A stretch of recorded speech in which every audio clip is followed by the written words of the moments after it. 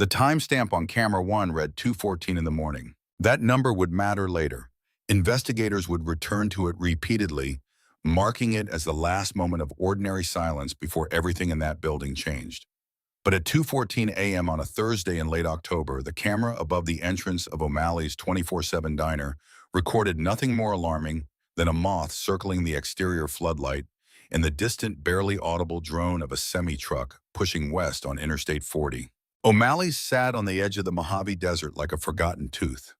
It clung to the highway's shoulder roughly 40 miles outside the dim orange glow of Barstow, California, surrounded on all sides by a darkness so complete it had weight to it. From the air, if anyone had been watching from the air, the diner would have appeared as a single white smear of fluorescent light floating in an ocean of black. There was nothing around it for miles in either direction. No gas station, no motel, no other sign that human beings had ever decided this particular stretch of cracked earth was worth stopping for. Inside, the diner smelled the way it had smelled for decades. Stale drip coffee that had been sitting in the carafe since 10 o'clock. Industrial floor cleaner with a citrus note that never quite covered the underlying smell of fried grease baked permanently into the walls. The vinyl booth seats had been patched with mismatched tape so many times that sitting in them felt like sitting on a quilt made by someone who had never seen a quilt. The ceiling tiles were water-stained in the corners. The jukebox near the back wall had not worked since 2019, but nobody had removed it because it filled up space that would otherwise feel empty. O'Malley's had been open since 1971.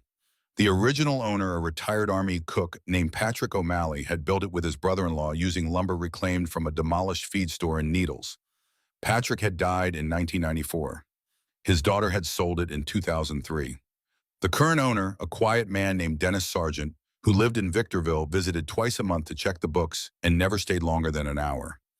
He had been trying to sell the property for 3 years. Nobody wanted it. What O'Malley's had the thing that kept it technically profitable in a way that confused Dennis's accountant was regulars. Not regulars who came every day, but regulars who came every time. Long-haul truckers who ran the 40 corridor knew O'Malley's the way sailors knew certain stars. It was a fixed point. It was open.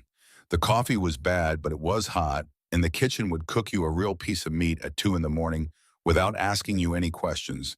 And sometimes that was the only thing a man driving 14 hours needed from the world. Cleta Tipton had worked the overnight shift at O'Malley's for 22 years. She was 60 years old, compact and efficient in the way that women who have spent 2 decades on their feet tend to become.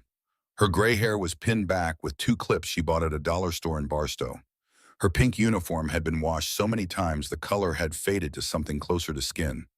She knew the name of nearly every regular driver who came through. She knew who took their coffee black, who needed 2 creamers, who always ordered pau even when they said they were not hungry. She knew which truckers had families and which ones were running from them. Tonight, she was 45 minutes from the end of her shift, and she was wiping down the Formica counter with the slow, automatic movement of a woman whose hands knew what to do while her mind was somewhere else entirely. She was thinking about her sister in Flagstaff, who had called that afternoon with news about a knee surgery. She was thinking about whether she had enough in her checking account to cover the gas bill. She was not thinking about the faint sound of a car engine idling in the parking lot because cars idled in the parking lot all the time. That was the sound of her livelihood arriving. In booth 2, a man named Zach Varner was asleep with his face pressed against a laminated dessert menu. Zach was 52, a medical supply sales representative based out of Fresno. He sold blood pressure monitors, portable pulse oximeters, and compression sleeves to rural clinics and small physician practices across the Central Valley and the high desert. He had driven to Needles that afternoon for a meeting with a clinic administrator who had at the last minute declined to renew a supply contract worth $11,000 annually. Zach had sat in the parking lot of that clinic for 20 minutes after the meeting ended, watching other people walk in and out of the building as if nothing had happened before he finally started the engine and drove west on the 40 with no particular destination in mind. He stopped at O'Malley's because the alternative was continuing to drive through the dark, and he was tired enough to consider that genuinely dangerous. He had ordered coffee and a slice of apple pie. He had eaten the pea and not touched the coffee.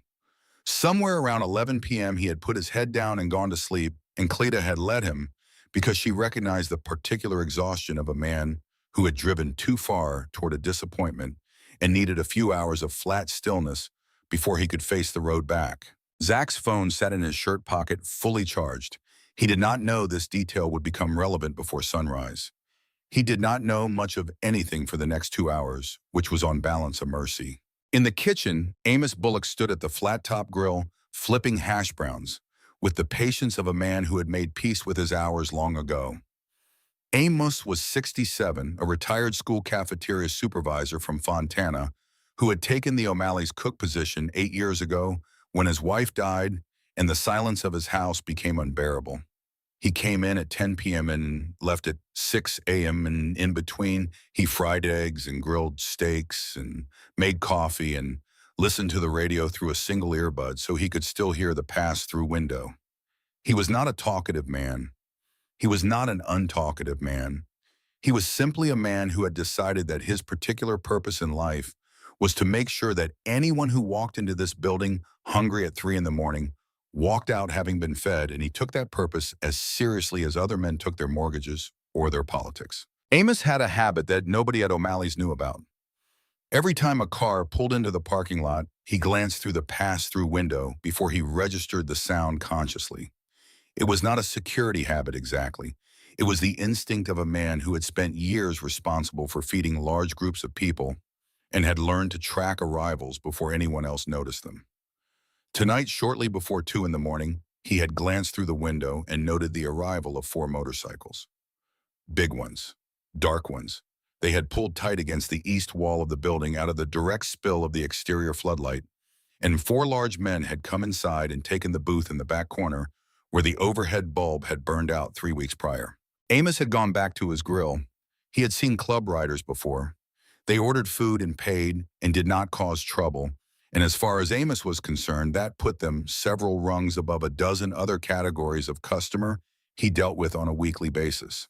The 4 men in booth 9 had ordered 2 steaks, a plate of hash browns, and 1 glass of iced tea. They had been eating quietly for nearly 40 minutes. Tuck Duval sat at the head of the booth, his back to the wall facing the front entrance. The way he sat in every booth, in every diner, in restaurant and bar he had walked into for the past 20 years. He was 48 years old and built like something that had been compressed under enormous pressure over a long period of time. Not tall, but dense in a way that went beyond physical mass, the kind of density that comes from decades of living in a state of constant readiness. His beard was thick and going gray at the chrome, and his eyes were a pale, cold blue that had the quality of eyes that had learned to process information without advertising the fact that they were doing so. He wore a heavy black leather jacket over a black denim cut, the jacket zipped to the collar against the desert chill that seeped through the walls of the old building. 3 days ago, Tuck had stood at a graveside in Phoenix next to a man named Eddie Marsh, who had been a member of his charter for 11 years. Eddie had not died in a fight. He had not been killed by a rival or a cartel or a law enforcement action. He had hit a patch of loose gravel on an on-ramp at 40 miles an hour and gone down badly, and 3 days later, he was in the ground in Phoenix under a flat desert sky, while the chaplain said words that nobody standing there found sufficient. Tuck had not slept more than 3 hours in any of the nights since. He had not eaten a real meal. He had ridden the 12 hours back toward Barstow because the only thing that felt less wrong than staying in Phoenix was moving, and the steak in front of him was the first thing he had ordered, with any genuine hunger since the gravel patch took Eddie Marsh away from all of them. He was halfway through that steak when the Honda Civic pulled into the far edge of the parking lot without headlights. Across from Tuck sat Alton Purvis, the charter's sergeant-at-arms. Alton was 53 broad through the shoulders with a neck heavily covered in faded tattoos and hands that had the specific topography of someone who had used them hard and often over many decades. He had a toothpick tucked in the corner of his mouth that he had been worrying for the last 10 minutes. Alton had a habit that he had developed early in his life and never shed. He read every room he entered before he sat down in it. Number of exits, number of people's sightlines, anything that looked wrong or out of place. It took him approximately 45 seconds to do this, and he did it so smoothly that most people never noticed. When they had come into O'Malley's, Alton had counted 1 waitress, 1 cook behind the pass-through, 1 sleeping man in booth 2. He had noted the position of the 2 doors both at the front. He had noted that the booth in the back corner had no overhead light. He had sat down in that booth specifically because of it.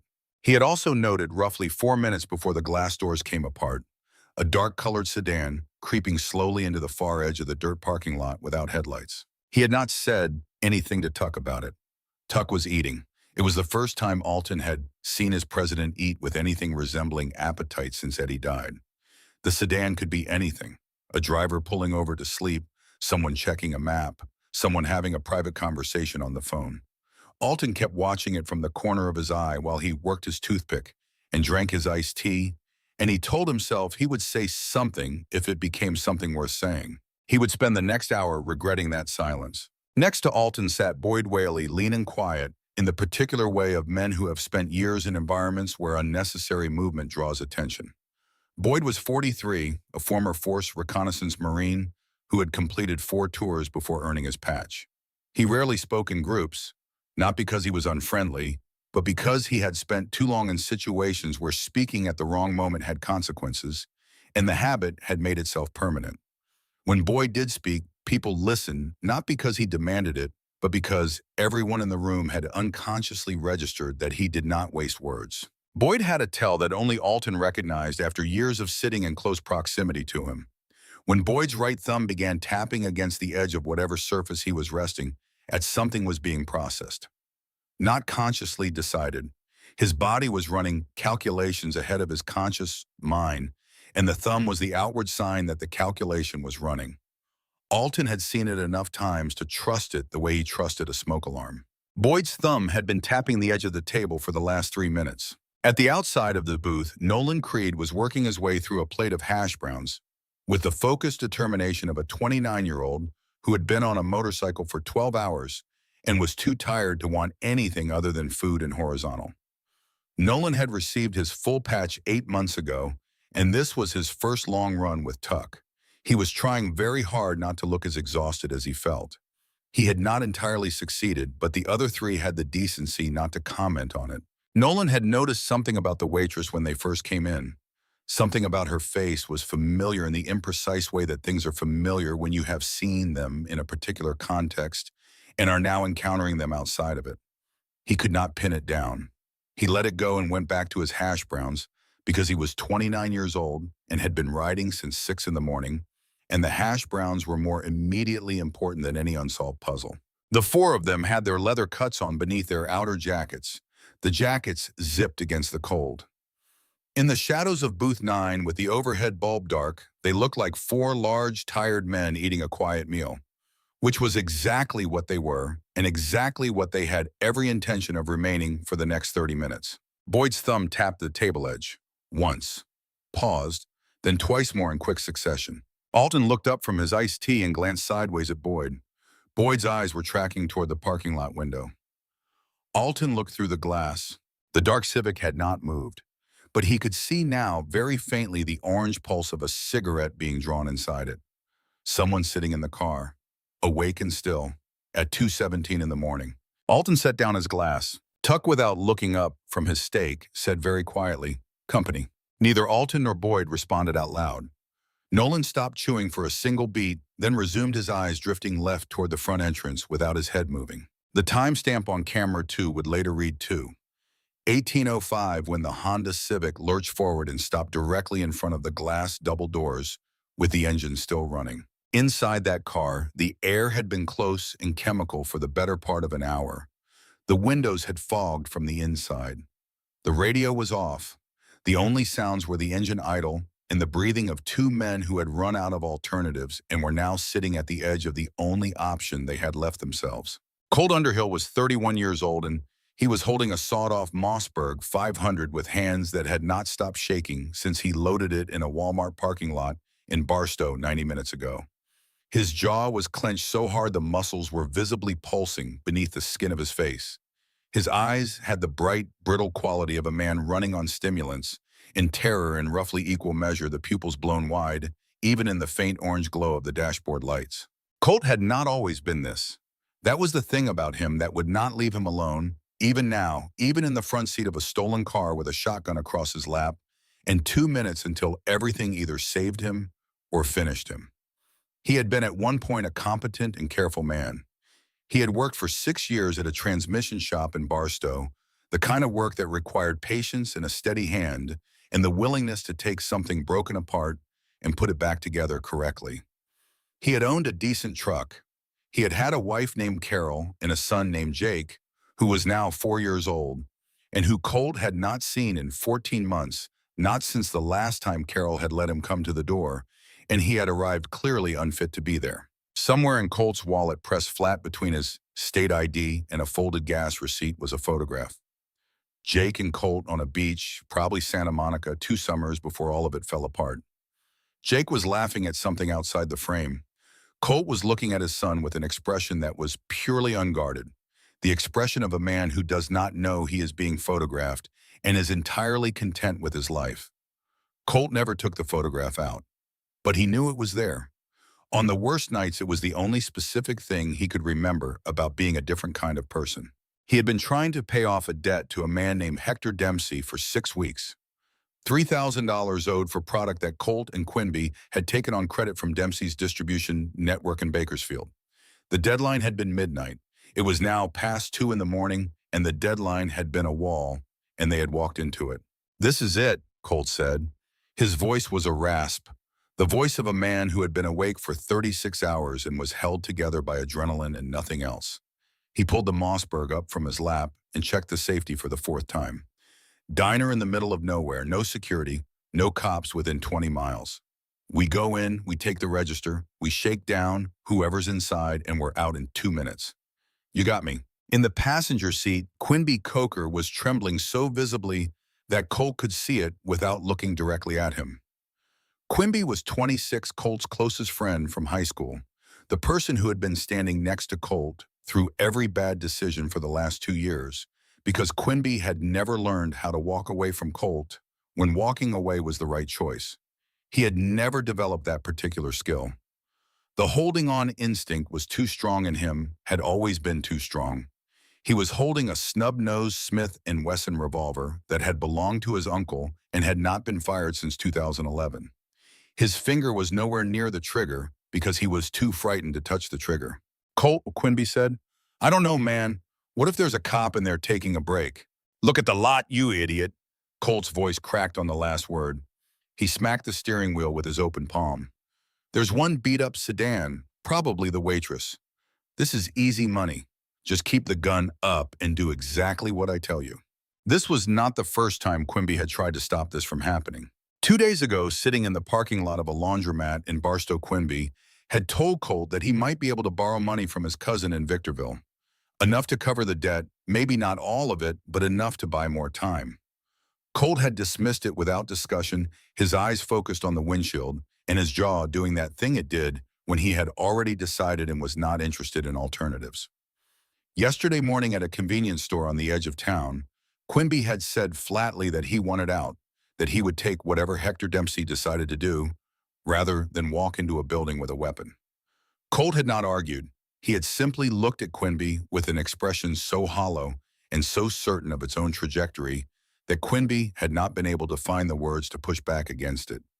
The expression of a man who has stopped believing in exits.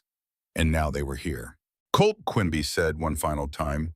His voice was very small. "We could still drive away." Colt looked at Quimby for one full second. Then he looked out the windshield at the diner's glowing entrance, at the moths circling the floodlight, at the warm rectangle of the windows. He reached for the door handle. Quimby looked out at the desert darkness on his side of the car. Miles of it. No lights, no sound. Nothing but the black expanse of the Mojave going on until it hit something that stopped it. He looked back at Colt, who was already getting out. Quimby opened his door and followed because he always had. What they could not see from their angle of approach because the Harley-Davidsons were pulled tight against the building's east wall and hidden entirely in the shadow the structure cast against the floodlight was the 4 motorcycles. They were matte black, custom-built, maintained to a standard that the men who rode them considered a basic obligation. Their engines were still ticking softly as the metal cooled in the desert air. Colt and Quimby walked past within 30 feet of them without knowing they existed. It was the last significant mistake in a night that had been built from nothing but. At 2:18:15 a.m., camera 1 recorded the moment the stillness of O'Malley's diner ended. Colt hit the glass door with his boot leading with the heel, putting his full weight into it. The door swung hard into the interior wall, and the impact sent a crack running from frame to corner up one of the glass panels. The sound was enormous in the quiet diner, a collision that reached simultaneously into every corner of the room. "Everybody down!" Colt came through the door with the Mossberg already sweeping left to right.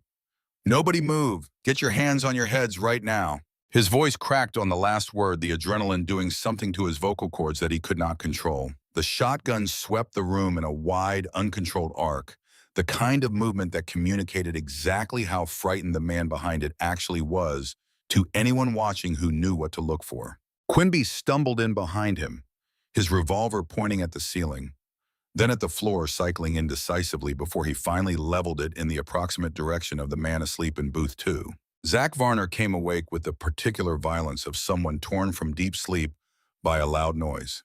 He registered the situation in approximately 1 second and responded by throwing both hands over his face and diving sideways off the booth seat onto the floor, where he landed hard on his shoulder and lay still, breathing in fast, shallow pulls and trying to make himself smaller than he was. Behind the counter, Cleta's hand opened automatically. The glass coffee pot she had been holding dropped straight down and hit the checkerboard floor and exploded, sending steaming black liquid across a 6-foot radius. She gasped and her hands went up, and she backed into the stainless steel pie cooler, putting the counter between herself and the man with the shotgun. Through the pass-through window, Amos Bullock looked up from his grill. He saw the sawed-off Mossberg. He saw the ski masks. He did not hesitate or deliberate. He reached over and switched off the grill's hood light, eliminating the glow from the kitchen, and then he lowered himself carefully to the grease-stained floor and began crawling toward the far corner of the kitchen, where a heavy iron floor scraper leaned against the baseboard. Colt vaulted over this counter with a speed that was fueled entirely by chemicals and panic. He closed the distance to Cleta in 2 steps and put the barrel of the Mossberg directly in front of her face. "The register," he said. "Open it, now." Cleta's hands were shaking badly enough that she missed the keys twice before she got the sequence right. The register was an old mechanical unit that required physical key entry. It opened with a loud, definitive ding that sounded almost cheerful given what surrounded it. Colt reached in. His hand came out with a small, sad collection of crumpled bills. He stood there for a moment counting. $80. $83 and some change. "Are you kidding me?" The words came out flat and airless. Colt grabbed the front of Cleta's uniform at the collar. His hand was shaking. "Where's the safe? Open the safe." Cleta was crying, not quietly, but the real kind, the kind that comes with sounds and cannot be stopped through an act of will. "We don't have a time lock safe," she said. "The manager takes the deposit to the bank at 10. That's all the cash we carry overnight. I swear to God, that's all there is." Colt stared at her. Something moved through his face behind the ski mask, some specific recognition of the shape of this failure, and then it collapsed and was gone. He shoved her back against the pie cooler, not viciously but firmly, and vaulted back over the counter. "Corey." He used the agreed-upon fake name, the aliases that had seemed like a reasonable precaution 2 hours ago, and now felt like the least of his problems. "Check the customers, wallets, phones, everything." Quimby moved to booth 2 with his revolver extended. "Hey, come out. Give me your wallet. Right now." Zach Varner from the floor pushed his wallet up onto the booth seat with one hand without lifting his face from the linoleum. Quimby grabbed it, opened it. $215 in cash, several credit cards. He pulled the cash and let the wallet fall. 200, Quimby called toward Colt. "It's not enough." "I know it's not enough," Colt said. The controlled authority he had tried to carry into the room had been replaced by something thinner and more afraid. He scanned the rest of the dim space, doing the math in his head for the 4th time and getting the same wrong answer. He needed 3,000. He had 80 plus 200 and some change. He needed a different source. His eyes traveled back along the room, past the counter, past the tables, toward the dark back corner. His eyes found booth 9. From where Colt stood, blinded by the harsh fluorescent overheads at the front of the diner, the back corner was submerged in deep shadow. He could see 4 large shapes. He could see the dim reflection of light off glasses and plates. He could not make out faces or expressions or details of any kind. The 4 shapes had not moved since he came through the door. They had not dived under the table. They had not raised their hands. They had not made a single sound. Colt's amphetamine-processed brain took this information and arrived at entirely the wrong conclusion. These men had not responded because they were slow or confused or so deeply tired that the robbery had not fully registered. That meant they were not a threat. That meant they were just four large men sitting in the dark with wallets and phones and whatever cash they were carrying, and he needed all of it. He racked the Mossberg, ejecting a perfectly good shell onto the floor in his agitation. He pointed the barrel toward the back of the room. "You four in the dark," he called out. "Hands on the table. Right now." Nothing happened. The four shapes did not move. Colt started down the center aisle. His boots hit the linoleum with sharp echoing impacts. Behind him, Quimby stayed near the door with his revolver pointing at the general area where Zach Varner had disappeared under the booth, completely unaware that his partner was walking towards something that had no name in either of their experience. As Colt closed the distance, the shadows gave up their information slowly and reluctantly, the way shadows in bad-lit rooms always do when you walk toward them. Walk. First, he saw the size of the four men. Large, all of them, filling the booth with a settled, unhurried occupation of space. Second, he saw their stillness. Not the frozen stillness of shock or fear. Something deliberate, something chosen and comfortable. Third, he saw their expressions, and there was no fear in any of them. None at all.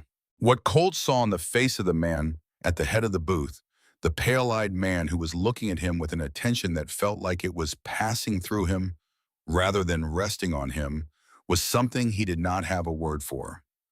Not anger, not contempt, a cold and absolute patience. The expression of a man who has decided to wait for a situation to fully present itself before he makes any moves at all, and who is not worried about what he will decide when that moment comes. Colt stopped 5 feet from the edge of the booth. He leveled the Mossberg at Tuck Duvall's chest. "You deaf," Colt said. He was trying for commanding. The tremor in his voice turned it into something else. "I want your wallets, your phones, and your keys, all of it on the table. Now." Tuck Duvall did not blink. He reached up slowly with his right hand and took hold of the zipper of his leather jacket. "Don't reach for anything," Colt said, stepping forward. The barrel was now 2 feet from Tuck's face. Tuck ignored him completely.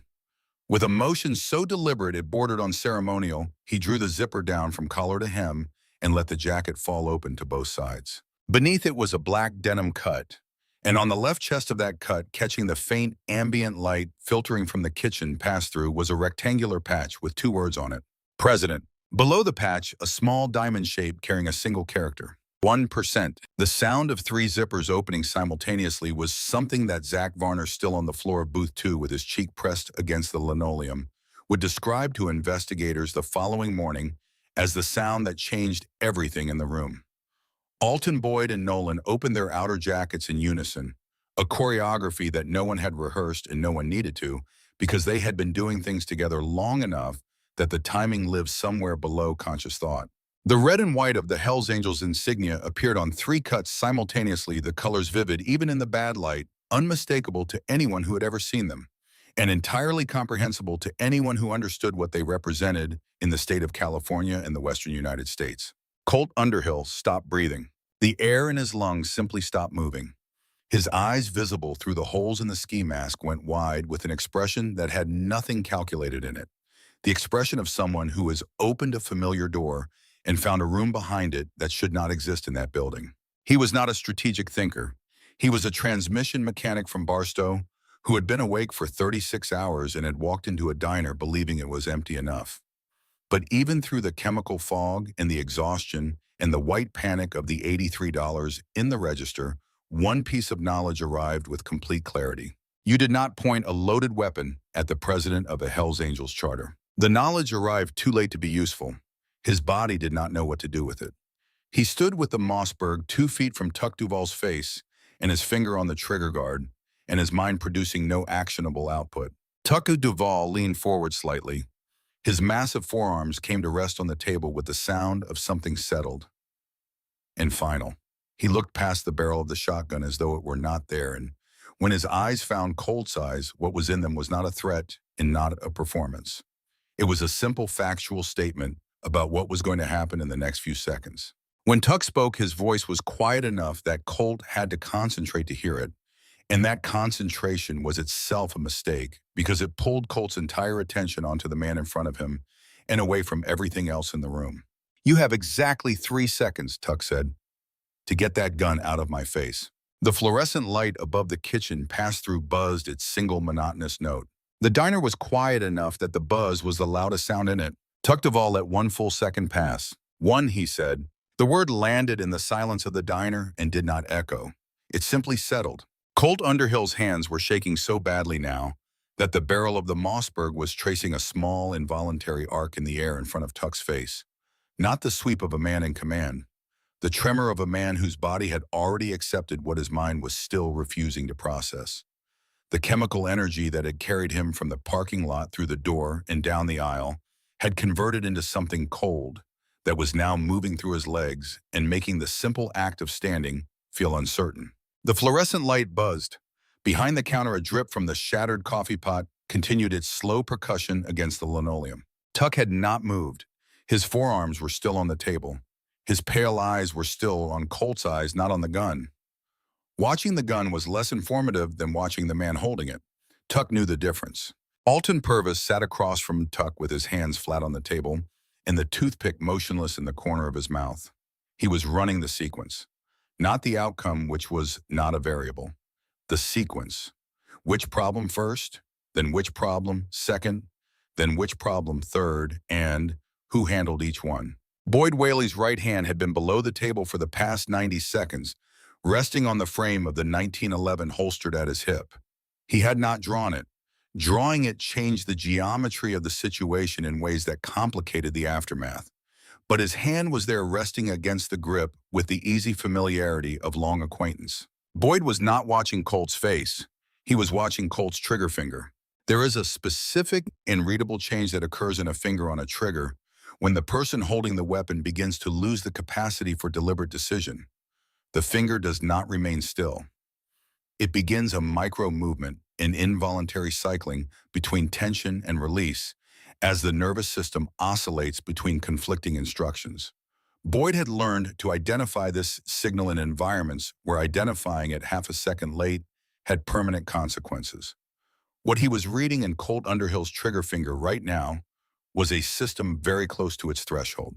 Nolan Creed was no longer in the booth. He had moved during the 30 seconds between Tuck unzipping his jacket and Tuck beginning to count. He had not asked permission or made an announcement. He had registered in the way that 8 months of close observation had taught him to register things that the man near the door was a separate and distinct problem from the man at the booth, and that the two problems required separate attention. He had slipped out of the booth on the interior side, moved through the shadow of the jukebox, and worked his way silently down the side wall until he was standing in the darkness 4 feet behind Quimby Coker. Quimby did not know Nolan was there. Quimby was watching the standoff at the back of the diner with the locked involuntary attention of a man watching something terrible approach that he cannot stop or redirect. His revolver was still in his hand. His finger was not near the trigger. He had not made a meaningful decision in the past 3 minutes and was not positioned to make one now. Then he made the worst decision available to him. "Leo, what is taking so long?" He used the agreed fake name, his voice cracking upward into something between a shout and a plea.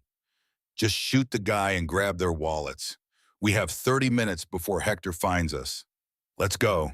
The word shoot hit the room like a physical thing. Colt's finger twitched. He did not decide to pull the trigger. That distinction would live in his memory for years, but in the moment it was irrelevant because a twitching finger on a loaded weapon does not wait for the space between intention and reflex. The Mossberg barrel dipped 2 inches, and Colt's entire body jerked with the effort of arresting the motion his nervous system had already committed to. Boyd Whaley did not wait for Tuck to say two. Camera 3 mounted above the hallway to the restrooms captured what followed across 22 frames. Investigators reviewing the footage would later require frame-by-frame analysis to understand what they were seeing, because at normal playback speed, the entire sequence read as blur followed by 2 men on the floor. Boyd came across the table, not around it, across it. His left hand led extending in front of him as he moved, and it closed around the hot barrel of the Mossberg with a grip that did not allow for adjustment. In the same motion carrying the momentum of his body forward, he applied a clockwise rotation to the weapon using the barrel as a lever against Colt's grip. The wrist is not engineered to resist rotational force applied at distance, and Colt's wrist went in the direction the torque demanded stopping when it reached its anatomical limit and then continuing slightly past it. The sound it made was brief and unmistakable. Colt's scream was neither, but Boyd's right hand was already in motion, a rigid strike that landed at the soft structure of Colt's throat, and the scream became a wet gasp. And then Colt Underhill had hit the linoleum with the weight of a man whose legs had been removed from the equation entirely. The shotgun cleared the booth and came to rest under the seat with its barrel pointed at the baseboard. From the moment Tuck said one to the moment Colt hit the floor was 11 seconds. Nolan Creed was already moving before Colt landed. Quimby spun toward the sound of his partner going down, and in turning, he put his back to the darkness directly behind him. Nolan's left hand caught the collar of Quimby's jacket, and the leg sweep came low and hard behind both knees simultaneously. Quimby went backward with the total helplessness of a man whose base support has been cleanly removed. Nolan's right elbow found Quimby's sternum on the descent. Every cubic inch of air left Quimby Coker's lungs in a single violent rush. He hit the floor on his back with his mouth open and nothing moving in or out of it, his face the color of old chalk, his eyes wide and seeing nothing useful. His finger found the trigger on the way down. Pure mechanical reflex, the grip tightening of a hand losing control of what it holds. The Smith & Wesson fired twice. Click, click. The firing pin struck empty chambers both times. The dry double click was almost delicate in the room where everything else had been so loud. The revolver skittered across the linoleum when Quimby's arm hit the floor, spinning in a slow arc and coming to rest against the base of a bar stool near the counter. It stopped directly in front of Zach Varner. Zach was still on the floor, a booth two cheek against linoleum, hands flat. He had not moved through any of what had just happened. When the revolver stopped 3 feet from his face, he opened his eyes and looked at it with the focused, deliberate attention of a man confronted with a specific and immediate problem. He understood without anyone telling him that picking it up would be interpreted as alignment with the men on the floor. He also understood that leaving it in easy reach was not ideal. He reached out with one slow finger and nudged the revolver further under the bar stool and away from the center of the room. Then he withdrew his hand and placed it flat on the floor again. Zach Varner had spent 23 years in medical equipment sales, a profession that required reading rooms quickly and making rapid assessments of what was actually happening versus what people wanted you to believe was happening. He had never in that career made a faster or more accurate read. Tuck Duvall stood up. He did it without urgency. He wiped his mouth with a paper napkin, set it on his plate, and pushed back from the booth with the unhurried movement of a man finishing a meal on his own terms. He walked around the table and stood over Colt Underhill, who was still on the floor working on breathing, both hands now pressed to his sternum, because the throat had begun to function again, and the wrist had become the primary source of information about how badly the night had gone. Alton Purvis dragged one of the heavy wooden diner chairs to the center of the aisle, set it directly in front of Colt, and sat down backward on it with his arms crossed over the backrest. He looked at the man on the floor with an expression of genuine, unhurried disappointment. He took the toothpick from his mouth, examined it, and put it back. "You boys really did not think this through," Alton said. It was not a question. Tuck crouched, bringing himself to Colt's level without kneeling. He reached out and pulled the ski mask off Colt's face in one smooth motion. What was underneath was younger than Tuck had expected. Colt Underhill's face was slick with cold sweat, his eyes blown wide with a terror that had nothing performed about it. His jaw was moving, but producing no sound yet. "Search him," Tuck said. Boyd, who had returned to his full height with no visible change in his breathing, crouched beside Colt with methodical precision. He worked through the pockets efficiently. The crumpled register bills, a lighter, a glass pipe with residue, a burner phone with a cracked screen, and a wallet. Boyd opened the wallet, state ID, a folded receipt, 2 loose dollar bills, and pressed between the ID and the receipt, soft at the corners from age and handling a small photograph. Boyd looked at it for 1 second before setting it face up on the nearest table. A man and a small child on a beach. The child was laughing. The man was looking at the child with an expression that had no relation to the man currently lying on the floor of a diner he had attempted to rob. Alton saw the photograph. His eyes moved from it to Colt's face and stayed. Tuck saw Alton looking. Down at the front of the room, Nolan had retrieved Zach Varner's wallet from Quimby's jacket pocket and returned it to its owner, who had gotten himself up from the floor and was sitting in booth 2 with his back straight and both hands visible on the table, in the deliberate manner of a man ensuring there is no room for misinterpretation. "Your wallet," Nolan said, setting it on the table in front of Zach. Zach looked at Nolan. "Thank you," he said, measuring each word. Nolan nodded and turned back toward Quimby, who was sitting upright against the bar stool with his hands in his lap and nothing left in him that resembled resistance. Tuck looked at Alton. "What's his name?" Alton held up the state ID at Colt Underhill, Barstow address. Tuck looked at the name, then looked at Colt. "Who is Hector?" Colt closed his eyes. "I heard your partner," Tuck said, 30 minutes before Hector finds you. Who is he and what do you owe him?" Colt shook his head. Small, exhausted. "I can't. He will kill me." Alton made a sound that was not quite a laugh. He reached forward and picked up the photograph from the table. He looked at it. He set it back down, gently face up where Colt could see it. "Son," Alton said, "look at what is on our backs." Colt looked. He had been trying not to. "Hector Dempsey," Colt said. The name came out the way things come out when they have been held under pressure long enough that the pressure itself becomes unsustainable. "Out of Bakersfield. We owe him $3,000 for product. Deadline was midnight. If we don't have it by dawn, he sends people." He stopped. He was trying to hold himself together with the uninjured hand. "Please, just let us go. Keep the money. Keep everything." Tuck stood. He picked up the burner phone from the table. "Unlock it." Colt used his left hand. He punched in 4 digits. Tuck took the phone back, scrolled through the contacts. The list was short. Near the top, a single letter. Chech. Tuck pressed dial. He held the phone flat in the center of the room speaker, facing up volume high. The phone rang once, twice. There was a sound on the other end that suggested someone pulling from the surface of light, sleep, the transition of a man who had trained himself not to sleep deeply on nights when he had outstanding accounts. The voice that answered carried the particular authority of someone accustomed to being the one with leverage. "You better be calling to tell me you have my money, Leo. Because if you are not, I am sending the twins to your mother's house before sunrise." The room was very quiet. Tuck said, "Hector." The silence that followed lasted long enough that Cleta Tipton, standing behind the counter with a damp rag twisted between her hands, leaned forward without meaning to. "Who is this?" Not a question, a recalibration. "Tuck Duvall, President Barstow Charter." The quality of the silence changed. The first had been surprise. This one was the sound of a man rapidly reassessing everything he had understood about his current situation and finding that almost none of it was correct. When Hector Dempsey spoke again, every trace of the predatory confidence that had been in his voice 30 seconds earlier was absent. What replaced it was considerably more honest. "Mr. Duvall, I was not expecting you on this number. Is there a problem I should be aware of?" "Yeah, Hector, there is." Tuck began to pace a slow circle around Colt's prone body as he spoke. "Me and my brothers rode 500 miles today. We stopped at a quiet diner for a steak. And right in the middle of my meal, 2 of your people kicked the door in and put a 12 gauge in my face." He paused. "They tell me they were trying to steal $80 from a cash register to pay you $3,000. "Mr. Duvall," the voice was careful now, very careful.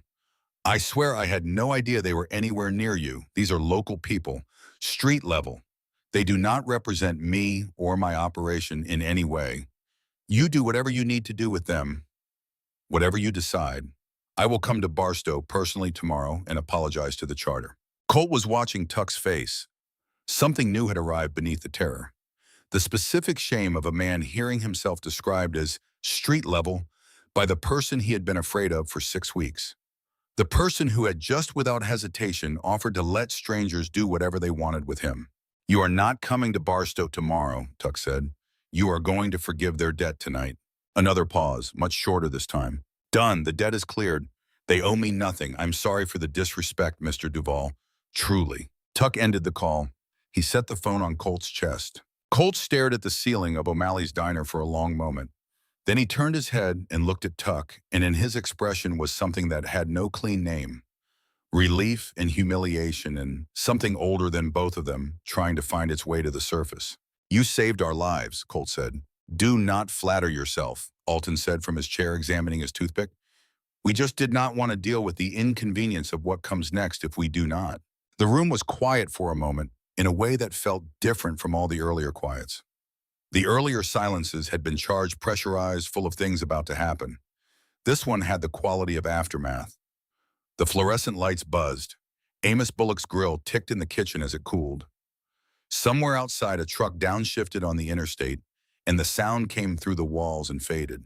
Quinby Coker was sitting against the bar stool with his knees drawn up, and his hands in his lap, and his face turned toward the floor. He was not trying to escape or negotiate or make himself smaller than he was.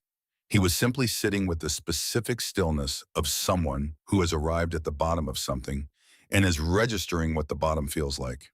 His chest still ached where Nolan's elbow had found it. He would feel that ache for the next 4 days.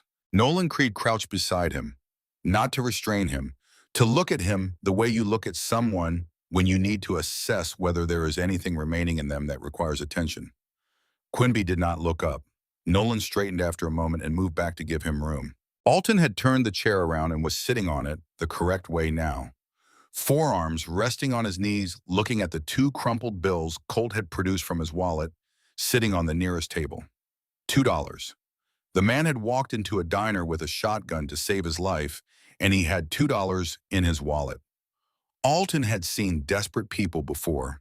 He had been one in a period of his life that he did not spend time revisiting. He recognized the particular texture of desperation that had run completely out of intermediate options and arrived at the most terrible one available. He picked up the photograph from the table again. The child on the beach, the unguarded happiness in the man's face. He set it down in front of Colt without comment. Colt looked at it for a long moment. He was still on the floor back against the booth, right arm cradled against his chest. He did not pick the photograph up. He just looked at it from where he was, and whatever moved through his face during that was private enough that no one in the room directed their attention toward it. Boyd Whaley had moved to the counter and was standing near Cleta without speaking to her. She had stopped crying and was standing with her arms folded, watching the room with the watchful steadiness of a woman who has decided that she has processed enough for one night and will manage the rest later in private. Boyd's presence beside her was not conversation. It was simply the proximity of someone who had decided she should not stand alone. Tuck walked back to the center of the room. He looked at Alton. Alton looked back at him. 4 minutes, Alton said. 4 minutes, Tuck confirmed.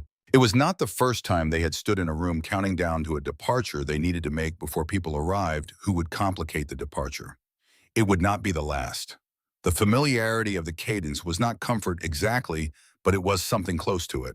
The front door opened. Not kicked, not forced. It swung in on its hinges, the remaining intact panel opening from the parking lot, and the man who stepped through it was 35 years old and wearing a flannel jacket and had no weapon and no patch. He stopped just inside the threshold and looked at the room with the expression of a man who had driven an hour dreading exactly this and had arrived anyway because dread was not a reason to stay away. His eyes found Colt on the floor. They stayed there. "Colt," he said. Colt's face changed in a way that nothing else in the previous 20 minutes had changed it. Everything that the night had put there went somewhere else, and what came through underneath it was older and quieter and considerably harder to look at. Tuck turned from Colt to the man in the doorway. He read him in 3 seconds. No patch, no weapon, no aggression, nothing staged about the distress on his face. "Who are you?" "Ike Underhill." The man's eyes moved briefly from Colt to Tuck. "His brother. I tracked his location. I know he is here." Alton looked at Tuck. The look asked a question. Tuck gave a small nod. Alton looked back at Ike and said nothing further. Ike Underhill had driven from Victorville because of a phone call that consisted entirely of 4 seconds of silence. 6 months ago, Colt had called him and said nothing, and Ike had sat with the phone pressed against his ear, listening to his brother breathe until the call ended. Tonight, when the same number produced the same silence, Ike had not sat down. He had gone to get his keys. He had been tracking Colt's location on a shared app since the year Colt's wife left. An arrangement Colt had accepted without argument and never disabled. Ike had driven the 60 miles from Victorville in just under an hour with the accelerator closer to the floor than was strictly lawful. He had spent the drive not thinking about what he would find when he arrived because thinking about it produced only a short list of bad outcomes, and none of them were things he could prepare for in the front seat of a truck on the 40 at 2 in the morning. Instead, he thought about the transmission shop and the version of his brother who had spent 6 years there doing competent, satisfying work. The version who had called Ike on a Tuesday afternoon once to say he had figured out a gear problem that had been puzzling him for a week, his voice carrying the specific satisfaction of a man whose hands and mind work well together. Ike had not thought about that phone call in a long time. He thought about it now because it was the most recent memory he had of his brother sounding like himself. "Sit down," Tuck said, pointing at booth 3. "Do not speak until I tell you to." Ike looked at his brother once more, then crossed to the booth and sat down with his hands on the table. He did not argue. He understood in the way you understand things in rooms where decisions have already been made by people who know what they are doing. That argument was not available to him here. He sat with his hands visible and waited. Tuck looked at Alton. Alton was still looking at the photograph on the table. Boyd had moved to the counter where Cleta was standing and positioned himself between her and the rest of the room without saying anything to her, which was the most useful thing he could offer. Amos Bullock's face appeared at the pass-through window. He had been on the kitchen floor for the past 8 minutes with the iron floor scraper across his knees listening to the room. He looked at Tuck. Tuck looked at Amos. Amos nodded once, set the floor scraper down against the wall with care, and went back to his grill. Alton set the photograph down in front of Colt and said, "How old is he?" Colt looked at the photograph. When his voice came out, the meth and the adrenaline and the fear had been subtracted from it, and what remained was just a voice. "4. He is 4. Alton said nothing for a moment. He looked at Colt with an expression that was not sympathy exactly, but was adjacent to it, the expression of a man who has seen enough varieties of human failure to know the difference between the ones that are complete and the ones that are not. Ike Underhill was watching this from booth 3. His hands were still on the table. He had not moved. But his eyes were traveling between Alton's face and his brother's face, and the photograph and whatever he was seeing was doing something to the set of his jaw that he was working to control. Zach Varner had his phone out again, the dialer open, 3 digits entered. His thumb rested on the call button. He looked at Tuck Duvall. Tuck was already looking at him. "Go ahead," Tuck said. Then after a pause with something measured in it, "Give us 9 minutes before the first unit arrives." Zach looked at the call button. He looked at Cleta behind the counter. He looked at Colt on the floor, and Ike in the booth, and the 2 empty shell casings from Quinby's useless revolver lying near the baseboard. He pressed call. He set the phone face up on the counter in front of Cleta, stepped back, and returned to his booth. He placed both hands flat on the table. Cleta picked up the phone. Tuck looked at his watch. 9 minutes. Outside in the parking lot on the far side of the building, where the floodlight did not reach a set of headlights, came on without the engine starting. They illuminated the east wall of O'Malley's and the 4 matte black motorcycles parked against it for approximately 4 seconds. Then they went dark. Deputy Norma Hamby of the San Bernardino County Sheriff's Department had been sitting in her patrol unit at the north edge of the parking lot for 6 minutes. She had watched Zach Varner walk out of the diner and stop when he saw her. She had listened carefully to what he said. She had watched him get in his car and drive away. She had then sat in the dark and made the most difficult professional decision of her 6 years on the job without using her radio. Norma was 34, and she knew the Barstow Charter the way any deputy who worked this stretch of the 40 knew them, which was to say she knew their names and their history, and the lines that her experience had taught her not to cross unless she was prepared to cross them completely and absorb whatever followed. She had 8 minutes remaining on a backup ETA that dispatch had given her as 14. She had a broken front door, an idling stolen vehicle, and somewhere inside that building, 4 Hells Angels were processing a situation she had not been invited into. She turned off her headlights. She thought about what Zach Varner had said. Nobody seriously hurt. Suspects contained. Situation under control. She had been a deputy long enough to know that those 3 phrases could cover an enormous range of actual situations, some of which were better handled by the people who were already handling them, and some of which were not. The question was which kind of situation this was. She also knew Tuck Duvall's name and the Barstow Charter's record. She had pulled their files twice in the last year as part of routine intelligence updates. They were not a peaceful organization in the abstract sense of that word, but in the specific geography of this highway corridor, in the practical daily reality of what actually happened and what did not, they were something more complicated than the file suggested. They moved through this stretch of road. They stopped at diners and fuel stations. They did not cause the problems. In 6 years of working the 40, Norma had never once caught a call that led back to them as the source. She thought about what entering that building with her hand on her weapon would accomplish in concrete terms. It would establish her authority in a room that no longer needed authority established. It would introduce a new variable into a situation that had already been resolved. It would require everyone present to recalibrate toward her and away from whatever they were already managing. It would potentially convert a concluded situation into an ongoing one. She thought about what entering without the weapon on display would accomplish. It would let her see what she was actually walking into before she committed to a posture that was difficult to walk back. She had 4 motorcycles in the parking lot and 8 minutes before backup arrived. She had a decision to make and she made it. She got out of the car. Norma Hamby pushed through the intact panel of O'Malley's front door without drawing her weapon. She had made that decision in the parking lot, and she carried it with her now, stepping over the threshold with her right hand at her side and her eyes moving across the room in a single practice sweep.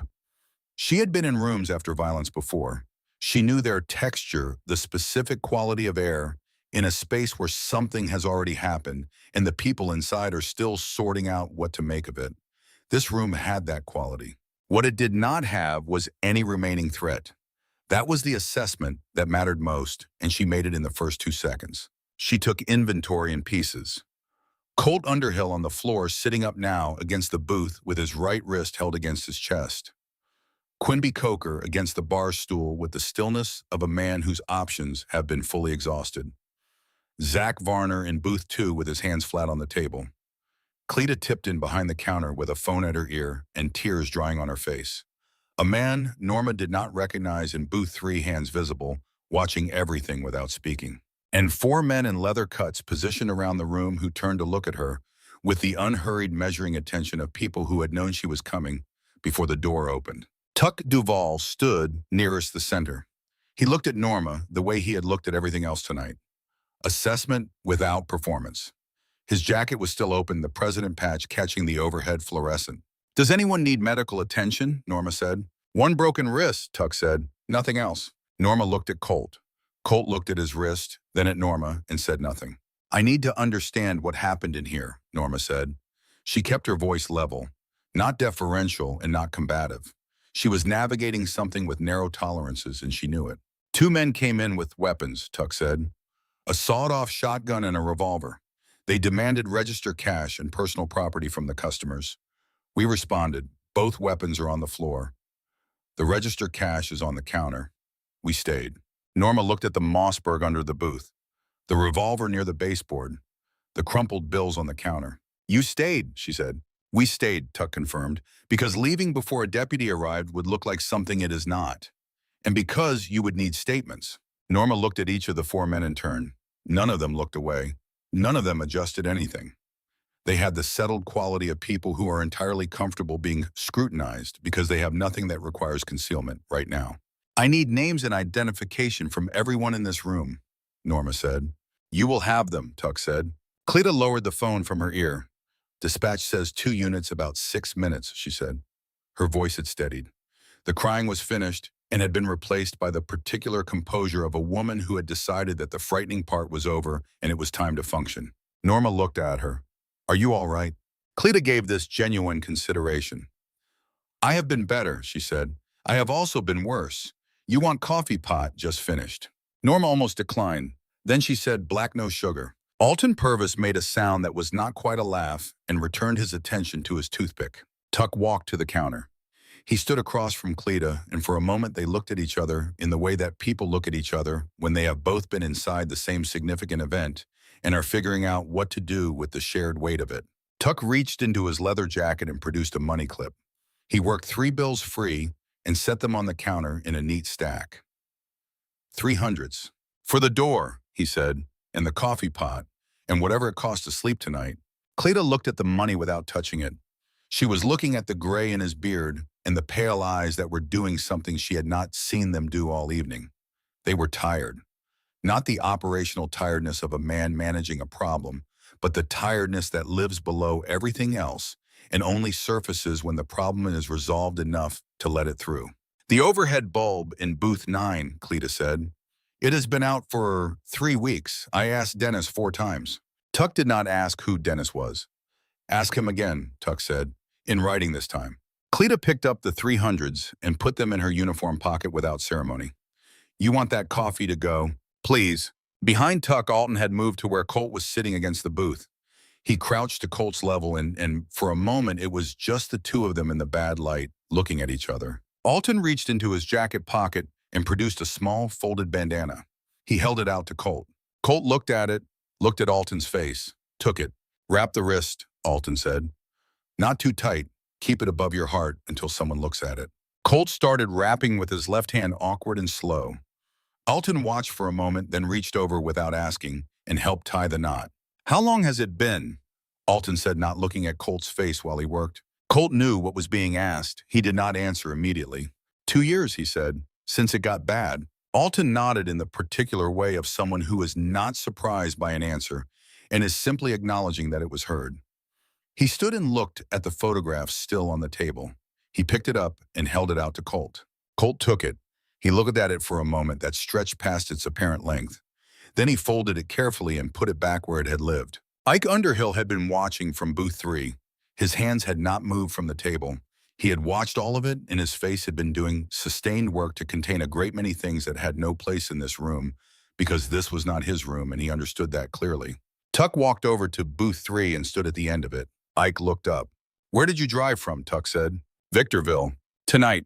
Yes, sir. Tuck looked at Ike for a long moment with the attention he had given the photograph, reading what was underneath the surface words. Why? Ike was quiet for a moment, deciding how much of the answer belonged here. He called me about an hour ago, Ike said. Did not say anything, just called. He does that when things get bad enough. It is how I know to come. Tuck said nothing. I should have gotten here before this, Ike said. The sentence was about much more than tonight, and both of them could hear it. Tuck looked at him for another beat. Get up, he said. Ike stood. Tuck walked him to where Colt was sitting and delivered him there without ceremony, then walked back toward the booth where Alton and Boyd and Nolan were moving toward departure. Ike crouched down in front of his brother. The two of them looked at each other with the look of people who share a long, complicated history and have arrived at a specific point in it where one of them has done something that cannot be reversed, and both of them know it, and neither has any interest in pretending otherwise. 6 months, Ike said. Colt looked at the floor. 6 months without a call. I did not know if you were in a cell or a hospital or in the ground, Colt. His voice was quiet and controlled, which gave each word more weight than if he had been shouting. Jake asked about you in July. He drew you a picture. I still have it because I did not know what to do with it. Colt's jaw worked. The uninjured hand opened and closed against his knee. I know, Colt said. 2 words with the weight of an acknowledgement that went far below the surface of this particular night. You need help, Ike said, not this kind. He glanced briefly at the room around them, the broken door and the men in leather cuts. Real help, the kind that requires time and other people and a decision you make every single morning. Colt looked up. The chemical brightness that had been in his eyes when he came through the door was gone, entirely burned away by the sequence of the last hour, and what was underneath it was clearer and more painful and considerably more recognizable as a person. I know, he said again, the same 2 words a second time, but not the same sentence. Ike reached out and put his hand briefly on the back of Colt's neck, the gesture of someone who has exhausted language and is substituting presence. Colt closed his eyes. Near the counter, Quimby Coker had gotten to his feet. He stood with his arms at his sides, still pale, still moving carefully on account of the rib that had absorbed Nolan's elbow. Nolan was nearby, not restraining him, simply present in a way that made unilateral movement feel unavailable. Tuck came back to the center of the room and looked at both of them, Colt and Quimby, with the expression of a man delivering a judgment that is final and not subject to revision. The register money, Tuck said. Pick it up, stack it on the counter. Colt used his left hand. Quimby used both. They gathered the crumpled bills and stacked them neatly beside the register, smoothing the creases as they went, with the unconscious shamed care of people returning something they had no right to take. Your pockets, Tuck said. Everything. Quimby turned his pockets out. The contents landed on the counter. $32 in mixed bills, coins, a gas station receipt, and a small folded piece of paper. Norma Hamby, standing near the door, looked at the folded paper without stepping toward it. Quimby saw her looking. His expression changed into something lower and more honest than anything he had shown in the last hour. "That is my cousin's address," he said, "in Victorville. I wanted to call him 2 days ago. I wanted to ask him to help with the money." Colt did not want to ask. He stopped. He looked at his hands. "I should have called anyway." Nobody responded to this directly, but Ike Underhill crouched beside his brother, heard it, and his head turned slightly toward Quimby with the expression of someone recognizing one person's wrong choice inside a room that tonight had been full of them. "Put your cash in the tip jar," Tuck said. Quimby pushed the $32 through the slot. The coins followed. The sound they made, small and slightly absurd money dropping into a glass jar at 2:30 in the morning, was somehow the most honest sound of the entire night. Tuck looked at Colt. Colt took the 2 loose dollars from his wallet and pushed them through the slot. "Apologize to the lady," Tuck said. Colt turned to Cleta. She was standing behind the counter with her hands folded on the surface, watching him with an expression that had moved through anger and come out the other side into something quieter and more permanent. Colt looked at her. He was not managing anything. The mask was gone and the adrenaline was gone, and the $3,000 debt that had pushed him through that door had been dissolved by a single phone call, and what remained was just a man looking at a woman he had put a gun in the face of. "I am sorry," Colt said. "I am genuinely sorry. I scared you, and that was wrong, and there is no version of what I say that changes what it was." Cleta looked at him for a long time. The refrigeration unit beneath the counter was audible in the quiet. "I have seen worse nights than this," Cleta said finally. Her voice was not warm and it was not cold. It was honest. "I have also seen better. You go get yourself some help, son. You still have enough time for it to matter." Colt nodded. He could not hold her eyes through all of it. Amos Bullock came through the kitchen door with a broom. He had put his apron back on.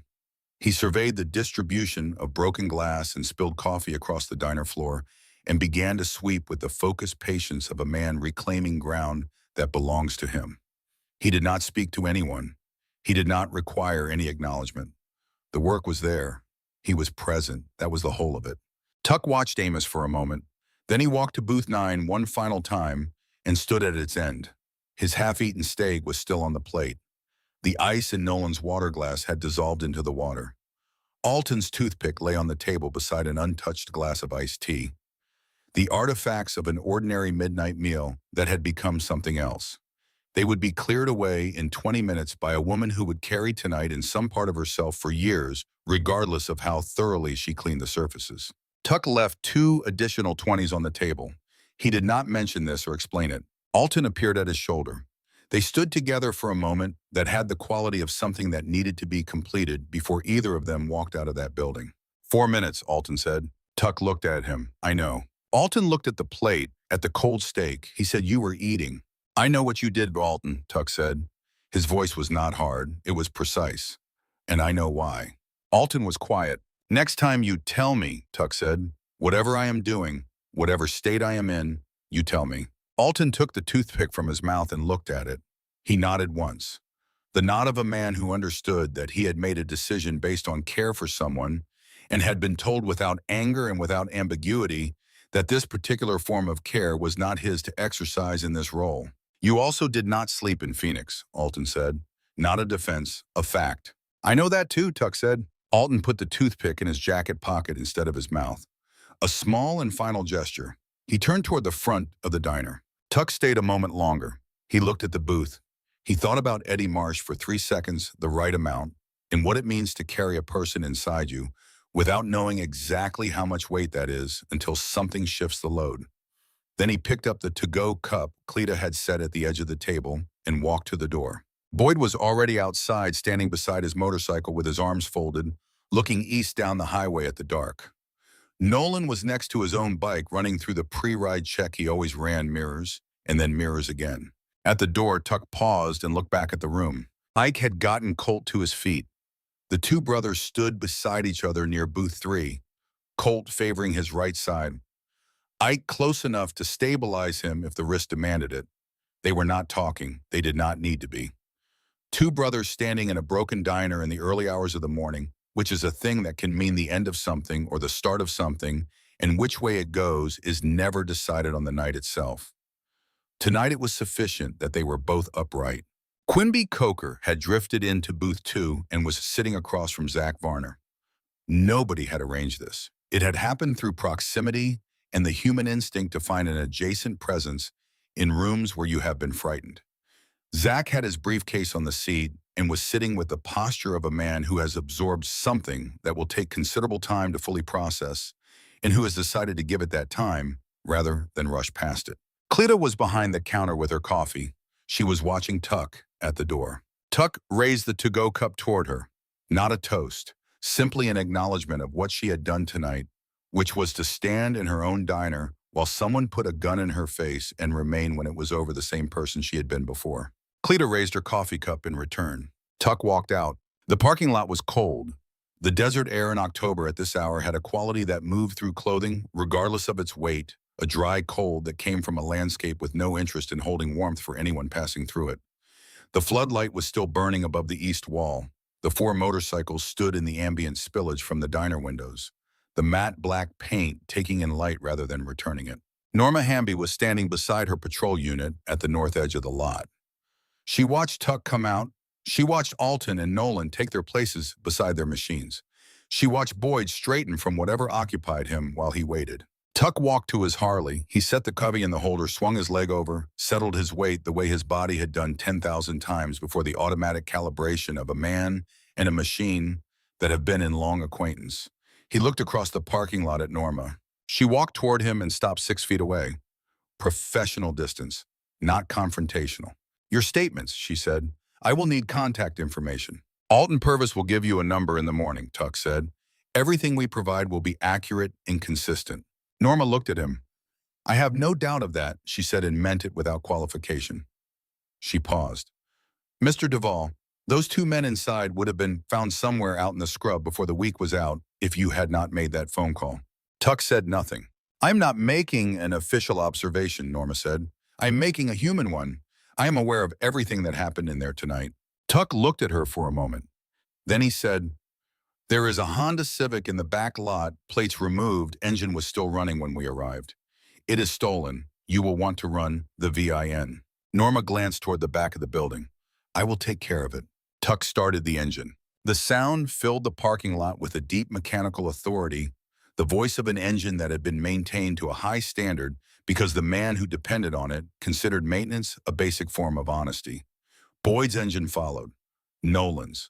Alton's last because the sergeant-at-arms rode sweep, and that was not tradition, but function. Norma stepped back to give them room. The 4 motorcycles left the parking lot in their standard formation, Boyd leading Nolan behind him, Tuck third Alton at the rear. They turned east onto Interstate 40, and the headlights opened the highway in front of them, and within 30 seconds they were at the speed the road asked for, and the Mojave was accommodating them the way the Mojave accommodates things that move through it without apology. Norma watched the taillights until they became a suggestion rather than a fact. Then she turned and walked back to the diner. The desert absorbed the sound completely before she reached the door. That was the Mojave's nature. Patient, vast, indifferent to what passed through it, retaining nothing it was not asked to retain. The first backup unit arrived 4 minutes later and parked beside Norma's cruiser.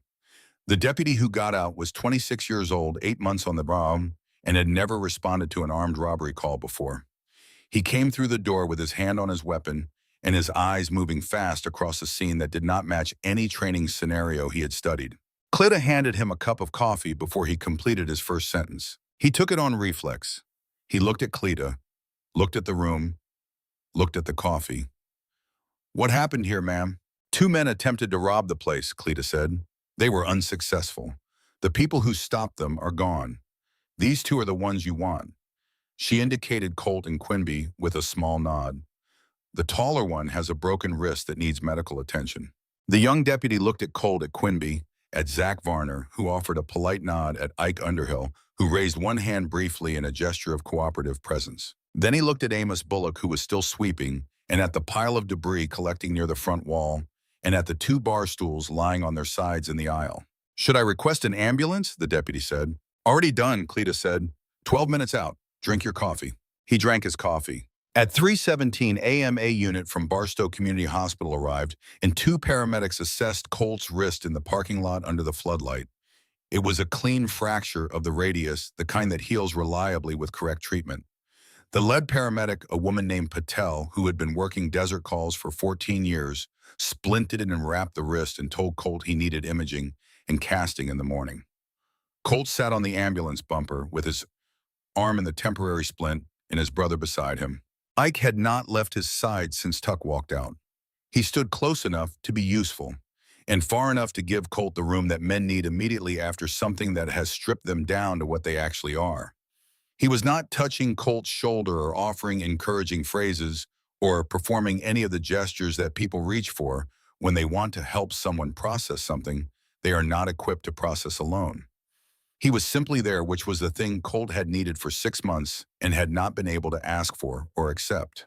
Partway through the paramedic's work, without preamble and without looking at his brother, Colt said, "I do not know how to do it. I have tried. I actually do not know how." I know, Ike said. "I do not mean I lack the will," Colt said. "I mean I lack the knowledge. It is a different problem." "I know it is," Ike said. "That is what programs exist for. That is what it means to let other people help you." Colt looked at his splinted wrist, at the careful, precise work the paramedic had done for someone she had never met and would likely never see again. The work of competent strangers showing up and doing something difficult because it was their function, and they took their function seriously. "Jake's picture," Colt said. "I have it," Ike said. "It will be there." Colt's jaw worked for a moment with the sustained effort of a man applying considerable force to the project of not doing something visible with his face in a parking lot with strangers present. He kept at it for a moment.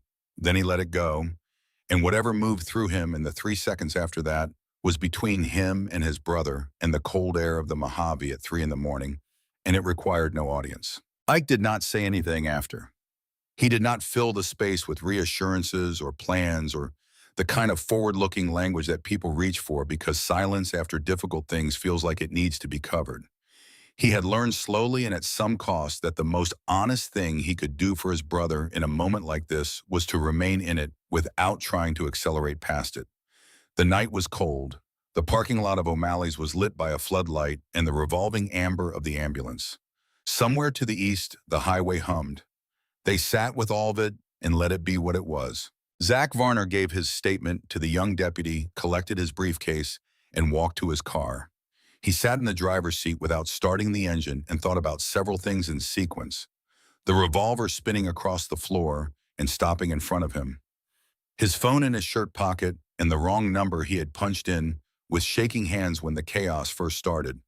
The 4 men in leather cuts who had been eating steak in the dark and had responded to a loaded weapon with a patience that he did not have language for. He started his car. He had a long drive back to Fresno and a call to make in the morning about the Needles contract, a different approach, a different argument, a second attempt at something he had driven away from in defeat the previous afternoon. Viewed from the seat of his car at 3 in the morning after what had just been 2 hours inside O'Malley's diner, a failed sales call seemed like a problem of entirely manageable proportions. He had driven to Needles and lost a contract and stopped at a diner on the way home and somehow ended up crouched on a linoleum floor while controlled violence happened 20 feet away and come out the other side with his wallet and his bones and his skin intact. The contract could wait until 9 a.m. It would still be a contract problem at 9 a.m. It would be exactly the same size. He drove away. Amos Bullock finished sweeping at 3:24 a.m. He put the broom against the wall, went to the kitchen, started a fresh pot of coffee, and began the prep work for the breakfast service that would start in 3 hours. He did this with the steady, unceremonious focus he brought to every shift, the same focus he had brought to feeding large groups of people for 40 years. The cook, the constant, the man who made sure that whoever came through the door found something ready. Cleta Tipton counted her till at 3:48 a.m. when Sandra arrived to take the morning shift. Sandra took one look at the boarded front panel and the replacement glass leaning against the wall and said, "What on earth happened in here?" "Busy night," Cleta said. She put on her coat. She gathered her bag from the hook behind the counter. She stood for a moment and looked at the tip jar, which was considerably heavier than a normal night. She looked at the $300 bills in her uniform pocket. She looked at the space where Booth 9 sat, dark and empty and clean. Now no sign that anything had occupied it except the burned-out overhead bulb still dark in its socket. She wrote in the manager's logbook, Booth 9 overhead lights still out. This is the 5th written request. Fix it or I will have Dennis Sargent's home number called directly. She underlined the word 5th. She walked to her car and drove home through the pre-dawn dark with both hands on the wheel and the radio off. When she pulled into her driveway in Barstow and sat for a moment before going inside, she was thinking about what the pale-eyed man had said to her at the counter.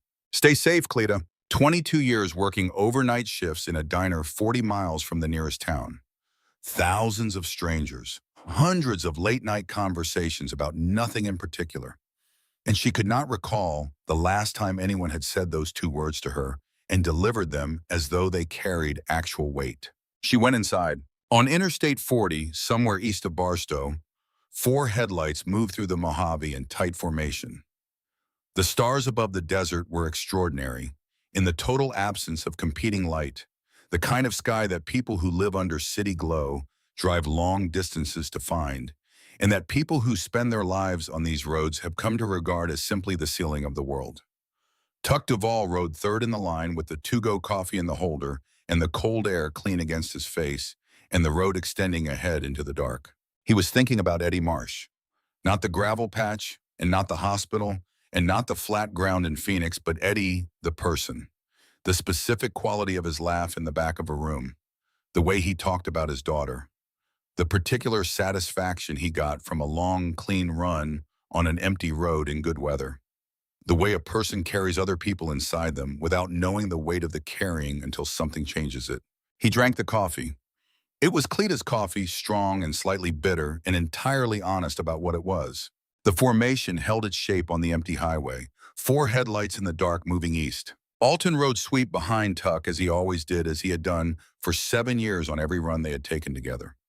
There was a moment maybe 10 miles out from O'Malley's when he pulled even with Tuck briefly at a long, empty straightaway, the way he did sometimes when he had something to say that did not require stopping.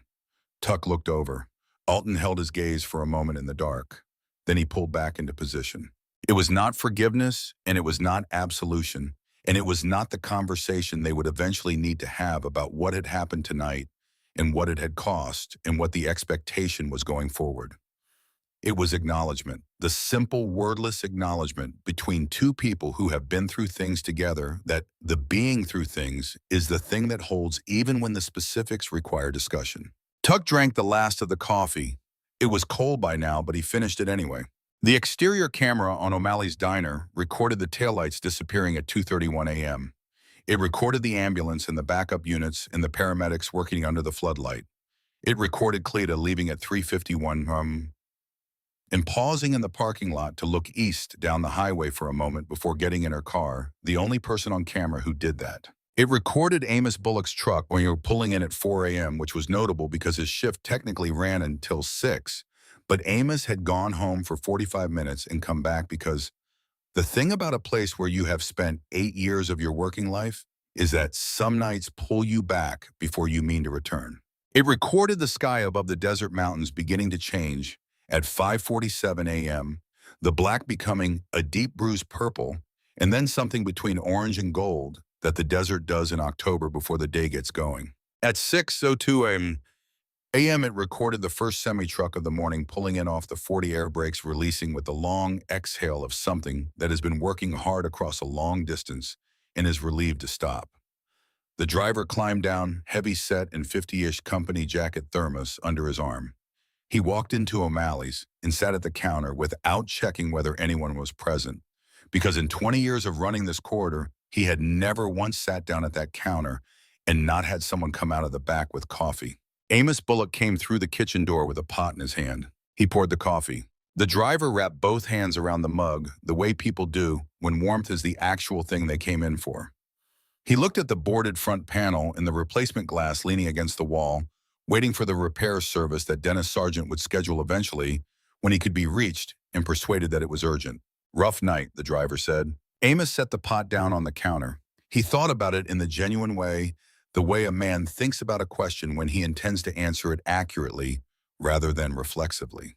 Nothing the place could not handle, he said. And he meant the diner. He also meant something else.